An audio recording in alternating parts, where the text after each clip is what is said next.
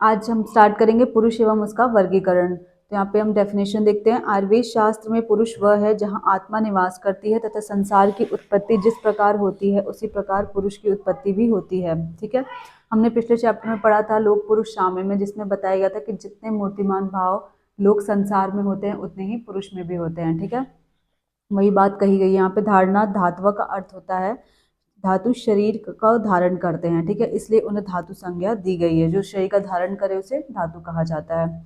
अब यहाँ पे देखिए ये जो टॉपिक है ना, पुरुष एवं उसका वर्गीकरण, ये बहुत इंपॉर्टेंट है। यहाँ से एमसीक्यू बहुत आते हैं और बाकी आप शॉर्ट के लिए भी और लॉन्ग के लिए भी पढ़ सकते हैं। वैसे लॉन्ग में नहीं आता बट आप पढ़ सकते हैं। जिस तरीके से पैटर्न चेंज होता है, आपको अपने कोई भी नोट्स इस तरीके से बनाने हैं या पढ़ाई करनी है कि आप उसको लॉन्ग में भी आए तो भी कर सकें, शॉर्ट में आए तो भी, एंड एमसीक्यू भी कर सकें। ठीक है, तो यहाँ पे हम पढ़ते हैं। यहाँ पे देखिए वन इम्पॉर्टेंट है कि चक्रपाणि ने कहा है कि पुरुष शरीरे शेते इति व्युत्पत्ति लाय आत्मा पुरुष शब्दे नोच्यते। पुरुष विचार में कहा है कि जिसका शरीर में वास या निवास हो अर्थात आत्मा, उसे ही पुरुष शब्द से जाना जाता है। और आचार्य चरक ने बताया है कि चेतना धातुर्पेक पुरुष स्मृतः पुरुष संज्ञ का। ठीक है, जिसमें चेतना होती है उसे पुरुष कहते हैं। ठीक है, धातु भेद या उत्पत्ति भेद की दृष्टि से तीन प्रकार के पुरुष कहे गए हैं। एक धातु पुरुष, षड धातु पुरुष और चतुर्विंशति धातु पुरुष। यहाँ पे क्वेश्चन आता है कि किसने किस भेद से किस आधार पे कहा गया कि धातु भेद या उत्पत्ति भेद। ठीक है, ये है इसके इसके बेसिस पे तीन प्रकार के बताए गए हैं। ठीक है, एक एक को पढ़ते हैं। लेकिन एक अनदर क्लासिफिकेशन भी दिया गया है कि एक अन्य वर्गीकरण दिया गया है जिसके अनुसार पुरुष दो प्रकार के माने जाते हैं, एक शुद्ध पुरुष, एक औपाधिक पुरुष। जो सुख दुख से रहित होता है उसे शुद्ध पुरुष कहते हैं। ठीक है, मतलब उसमें कोई भी विकार नहीं है। शुद्ध किसे कहते हैं? इसमें कोई इम्प्योरिटी ना हो, जो सुख दुख से रहित हो। ठीक है, दूसरा औपाधिक पुरुष, जिसमें सुख एवं दुख का उपस्थित होते हैं। ठीक है, उसे हम क्या कहते हैं?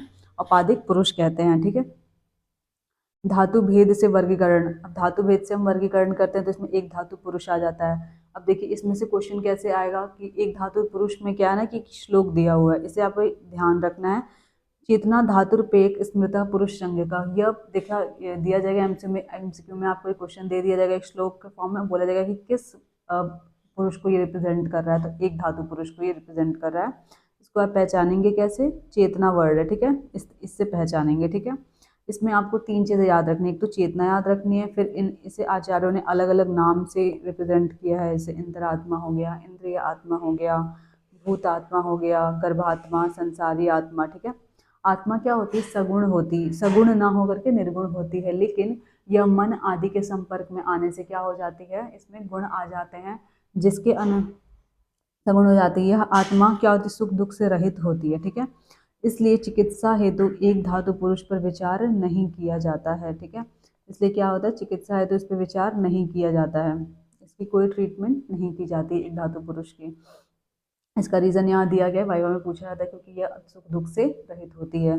दूसरा है द्विधातु पुरुष। नाम से ही लग रहा है कि इसमें क्या होंगे? दो एलिमेंट्स यूज होंगे द्विधातु पुरुष में, जैसे कि क्षेत्र, क्षेत्र के भाव, अग्नि समात्मक भाव। इसमें पता आप आगे पढ़ोगे तो आपको पता चलेगा कि क्षेत्र क्या होता है। किसी उसको रिप्रेजेंट करते हैं, कोई एक फील्ड हो। ठीक है, फील्ड और उसमें रहने वाला जो पर्सन होता है उस फील्ड में। तो यहाँ पे आत्मा बोला गया कि एक शरीर जो हमारा क्या है वो क्षेत्र है, और क्षेत्र की क्या है? आत्मा है, जो कि शरीर में वास करती है। तो दो एलिमेंट से चीज़ों से बना हुआ जो शरीर होता है उसे हम द्विधातु पुरुष कहते हैं। ठीक है, ये यहाँ पे लिखा हुआ है, आप इसे देख लेंगे। ठीक है, नेक्स्ट है कि दूसरा आपके बताया गया था अग्नि सोमात्मक। ठीक है, द्वैध स्वरूप वाला होता है, एक अग्नि और दूसरा सोमात्मक। इसमें बताया गया, आप इसे रीड करोगे ना तो बताया गया है कि जो आर्तव होता है वो आग्नेय होता है प्रकृति में, और जो शुक्र होता है वो सौम्य होता है। और इन दोनों के संयोग से ही क्या होता है? एक नए जीवन की उत्पत्ति होती है। तो नए जीवन की उत्पत्ति का आधार ही दो एलिमेंट है, मतलब क्या है? अग्नि एवं सोमात्मक, मतलब आर्तव एवं शुक्र। इसलिए जो बोला गया है कि द्विधातु पुरुष शरीर की निर्मित होती है, पुरुष निर्मित होता है। ठीक है, ये आप पढ़ोगे तो आपको यहीं इसमें पता चलेगा कि देखिए क्रमशः आग्नेय एवं सौम्य रूप से पहचाना जाता है आर्तव और शुक्र। इस प्रकार मानव जीवन का आरंभ ही अग्निसमात्मक हो जाता है। यही कारण है कि देहधारुष पुरुष को भी अग्निसमात्मक कहा गया है। ठीक है, त्रिधातुष पुरुष में देखिए ये इंपॉर्टेंट है, यहाँ पे बच्चे गलती करते हैं कि थ्री बोला गया तो इन्हें लगता है कि तीन एलिमेंट से बना होगा, लेकिन ये three groups, three big element से बना हुआ है। आपको बस याद रखना है, थ्री बिग एलिमेंट से बना हुआ है। बिग एलिमेंट्स है जिसमें उसमें ऑलरेडी इसमें तीन तीन एलिमेंट्स हैं, ठीक है, उसमें तीन तीन एलिमेंट्स ऑलरेडी हैं, ठीक है, आपको ये याद रखना है। थ्री बिग एलिमेंट्स हैं और उसमें तीन एलिमेंट्स और हैं, तो ऐसा नहीं है कि सिर्फ त्रिदोष से बना हुआ है तो उसे हम क्या करेंगे, त्रिधातुज कहेंगे। ऑब्वियसली बना हुआ है त्रिदोष से, लेकिन उसके साथ और भी एलिमेंट्स हैं, ठीक है। देखते हैं कौन कौन से हैं, तो इसको हम आप रीड करोगे तो आपको पता चलेगा कि सबसे पहले तो देखिए त्रिधातुज पुरुष में क्या होता है, त्रिगुणात्मक होता है प्लस त्रिदोषात्मक होता है प्लस त्रिदंडात्मक होता है, ठीक है, तीन होते हैं, ठीक है। तो त्रिगुण में हम देख लेते हैं कि तीन महागुण कौन से हैं, सत्व रज एवं तम, और इन्हीं के संयोग से पुरुष का त्रिगुणात्मक रूप बनता है, आचार्य सुश्रुत ने कहा है। दूसरा हम आते हैं कि त्रिदोषात्मक मतलब वात पित्त कफ, ठीक है, यहाँ पे कहा गया है। और जो मोस्ट इंपॉर्टेंट है, जो कि यूनिक है, वो क्या है, त्रिदंड। ये आप श्लोक भी याद कर सकते हैं, जितना देखिए फर्स्ट ईयर में जितने आप श्लोक याद करोगे ना उतना ही बेटर है, और श्लोक से चीज़ें ज़्यादा दिन तक याद रहती हैं, और श्लोक लिखने से पेपर में आपको मार्क्स भी अच्छे मिलेंगे, इसलिए श्लोक से भागिए मत। श्लोक याद करने से आपको हिंदी में उतना मेहनत नहीं करने पड़ेगा कंटेंट याद करने में, ठीक है। और श्लोक आप एक जगह पे याद रखोगे तो आप कई जगह पे उसे लिख सकते हो, ऐसा नहीं वो काम आएगा। अगर फर्स्ट ईयर में याद करो तो सेकंड ईयर में भी लिख सकते हो, अलग अलग सब्जेक्ट्स में आप लिख सकते हो, तो इसलिए श्लोक से भागना नहीं है। सत्व आत्मा शरीरम च त्रय में त्रिति दंडवत लोकस्तिष्ठति संयोगा तत्र सर्व प्रतिष्ठितम, ठीक है। ये चरक सूत्र स्थान में दिया हुआ है श्लोक। इसका मतलब है कि त्रिदंड, तीन दंड क्या है हमारे क्षय के, तो सत्व आत्मा और शरीर, ठीक है, इनसे भी जो निर्मित होता है त्रिदोषात्मक और त्रिगुणात्मक के साथ, उसे हम क्या कहते हैं, त्रिधातुज पुरुष कहते हैं, ठीक है। पंचधातुज में बहुत ही इजी है, पंच महाभूत आकाश वायु अग्नि जल पृथ्वी, इन पांच चीजों से बने हुए पुरुष को हम क्या कहते हैं, पंचधातुज पुरुष कहते हैं। षड धातुज में क्या है, पंच महाभूत वाला रहेगा प्लस एक आत्मा आ जाएगा, और ये बहुत इंपॉर्टेंट है, ठीक है। ये जो है ना आत्मा है, क्योंकि इसका हम ट्रीटमेंट करते हैं, ठीक है। ये चिकित्सा का अधिकारी पुरुष है, और इसे कर्म पुरुष भी कहा जाता है, आगे आप देखोगे, ठीक है, इसमें लिखा होगा, ठीक है, इसलिए इम्पोर्टेंट है। देखो जीवात्मा के संयोग से उत्पन्न होता है पंच महाभूत में इन दोनों, ठीक है। और दूसरा षड धातु पुरुष की संज्ञा दी गई, इसे ही कर्म पुरुष या चिकित्सा का अधिकृत पुरुष कहा जाता है, ठीक है। इस प्रकार पंच महाभूत और आत्मा के संयोग को पुरुष कहा गया। केवल पंच महाभूत के रहने से शरीर में चैतन्य का ज्ञान नहीं होता है, ठीक है। तो जैसे ही आत्मा का संयोग हो जाता है तो क्या होती है, चैतन्यता आ जाती है शरीर में, इसलिए आत्मा से संयोगित यह शरीर षड धातुज हो जाता है, ठीक है। नेक्स्ट देखते हैं हम शब्द धातुज पुरुष। शब्द धातुज भी बहुत ईजी है, आपको अष्टांग हृदय का एक श्लोक आपने पढ़ा होगा, इसमें आपको पता चलता है कि जो आयुर्वेद में सब सात धातुएं होती हैं, रस रक्त मांस मेद अस्थि मज्जा एवं शुक्र, इन सात धातुओं से निर्मित शरीर को हम क्या कहते हैं, सप्त धातुज पुरुष कहते हैं, ठीक है। इसका एक श्लोक भी है, जैसे कि आप ये याद कर लीजिए, रसा अस्त्रिक, अस्त्रिक का मतलब क्या है, रक्त धातु, ठीक है, रक्त के लिए वर्ड यूज हुआ है। मेदो मांस मेदो अस्थि मज्ज शुक्राणी धातव अष्टांग हृदय सूत्र स्थान 1 में दिया गया 13 नंबर का श्लोक है, ठीक है। द्वादश धातु देखिए याद करने का एक ट्रिक है यहाँ पर, कि द्वादश धातु जो पुरुष होता है ना, और ये सप्त धातुज पुरुष, ये ना काफ़ी सिमिलर हैं आपस में, बस सप्त धातु जो मतलब 5 एलिमेंट इसमें बढ़ जाते हैं और एक चेंज होता है, ठीक है, वो आपको याद रखना है। देखिए जैसे मैं आपको याद करा रही हूँ, आत्मा, आत्मा है, 5 ज्ञान इंद्रियां हैं इसमें, ठीक है, 5 ज्ञान इंद्रियां हैं, प्लस मन है, और प्लस अर्थ है, ठीक है। ये जो है ना, ये क्या है, हमारे पास 12 एलिमेंट का पुरुष है। और सप्त धातु में क्या होता है ना, देखिए श्लोक याद करिए, लेकिन यहाँ पे देखिए अर्थानाम दिया हुआ है, लेकिन आपको याद रखना है कि इसमें कौन कौन से एलिमेंट, आत्मा इसमें भी है, 10 इंद्रियां हैं, 5 एलिमेंट जो बढ़ रहा है ना, वो ज्ञान इंद्रियां के साथ यहाँ पे कर्म इंद्रियां भी हैं, ठीक है, कर्म इंद्रियां दोनों हैं, मन भी है, एवं पंच महाभूत का समावेश है, मतलब 12 में अर्थ थे। ऐसे आप याद कर सकते हो कि 12th क्लास में पढ़ना मीनिंग होता है उसका, उसके सर्टिफिकेट की मीनिंग होती है, मतलब वहाँ पे क्या है, 12th वाले नंबर में अर्थ है, और यहाँ पे क्या है, महाभूत है 17 वाले नंबर में। इस तरीके से आप याद कर सकते हैं अपने ट्रिक्स बना करके। तो क्या बढ़ गया, एक कर्म इंद्रियां बढ़ गई 5 में, और एक चेंज क्या आया, वहाँ महाभूत नहीं था, यहाँ महाभूत है, वहाँ अर्थ था, ठीक है। बस इतना आपको याद रखना, याद हो गया दोनों।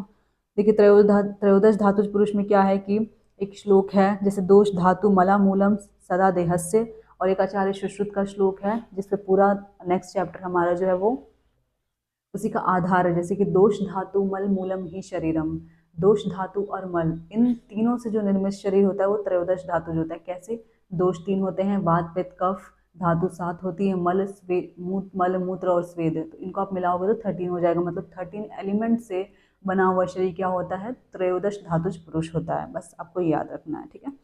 ये हो गया। चतुर्विंशति धातुज पुरुष इज इम्पॉर्टेंट। यहाँ पे 24 एलिमेंट्स कैसे बनते हैं देखते हैं, ठीक है। 24 एलिमेंट्स में क्या है देखिए, 10 इंद्रियों में 5 ज्ञान इंद्रियां, 5 कर्मेंद्रियां, ये दोनों आ गए। अर्थ में शब्द स्पर्श रूप रस गंध, मतलब ये 5 हो गए हमारे पास। प्लस अष्ट प्रकृति होती हैं, ठीक है। जैसे कि देखिए यहाँ पे मन 10 इंद्रियां, मन 10 इंद्रियां, 5 इंद्रियों के अर्थ एवं अष्ट प्रकृति, इनको मिला करके क्या आता है? अष्ट बनती है। अब एक नया टर्म जो आया है वो है अष्ट प्रकृति। इसमें आप देखिए, देखिए इसमें क्या आता है? अव्यक्त, महत, अहंकार, तन्मात्रा, ठीक है। तन्मात्रा में अगेन वही आ जाएगा, अर्थ आ जाएंगे। तन्मात्रा किसे कहते हैं? महाभूत का जिनसे प्रादुर्भाव होता है, जिनको वो ग्रहण करते हैं ना, उनको क्या कहते हैं? शब्द तन्मात्रा कहते हैं। वो क्या है? शब्द स्पर्श रूप रस गंध। तो ये समझ में आया किस चीज़ों से बना गया? 5 ज्ञानेंद्रियां, 5 कर्मेंद्रियां, हाँ हमारे महाभूतों के अर्थ, और साथ में अष्ट प्रकृति। अष्ट प्रकृति में क्या है? एक अव्यक्त है, एक महत है, महत को हम बुद्धि कहते हैं, ठीक है। एक अहंकार है और ये 5 तन्मात्राएं हैं। महत का मतलब क्या होता है? बुद्धि होती है, ठीक है। ये हो गया 24। अब देखिए 25 नंबर वाला जो है ना, ये बहुत ईजी है, इसमें कुछ नहीं है। 24 जो था ना, उसमें एक हम आत्मा जोड़ देंगे, मतलब चैतन्यता आ जाएगी, क्योंकि वो जड़ था, ठीक है। लिखा हुआ ना कि जड़ है, ये अचेतन है 24 नंबर वाला। इसमें आत्मा आ जाएगी तो क्या हो जाएगा? ये 25 हो जाएगा। चैतन्य आ जाता है और यही चैतन्य युक्त पंचविंशति धातु पुरुष कहलाता है, ठीक है। बस आपको ये याद रखना है। नेक्स्ट हम बढ़ते हैं आगे। देखिए अच्छा, अब यहाँ पे बताया गया है कि आचार्य चरक ने पुरुष को अलग से स्वीकार न कर अव्यक्त में ही पुरुष का समावेश किया है। आचार्य चरक का मत बताया गया है कि इन्होंने अलग से अव्यक्त में ही पुरुष का समावेश, ऐसा माना जाता है कि सृष्टि उत्पत्ति में पुरुष कुछ भी नहीं करता। अब आचार्य चरक का पढ़ेंगे तो आपको पता चलेगा कि वो अकेले पुरुष कुछ नहीं कर सकता, इस कारण इसकी गणना नहीं की गई है। आयुर्वेद में आपको यहाँ से याद रखना है कि षड्धातु पुरुष को एक कर्म पुरुष कहा गया है। 24 मक षड्धात्मक पुरुष का ही बड़ा रूप है। ये लाइन आपको याद रखना है कि जो 24 वाला है ना, वो किसका बिग रूप है? 6 का बिग रूप है।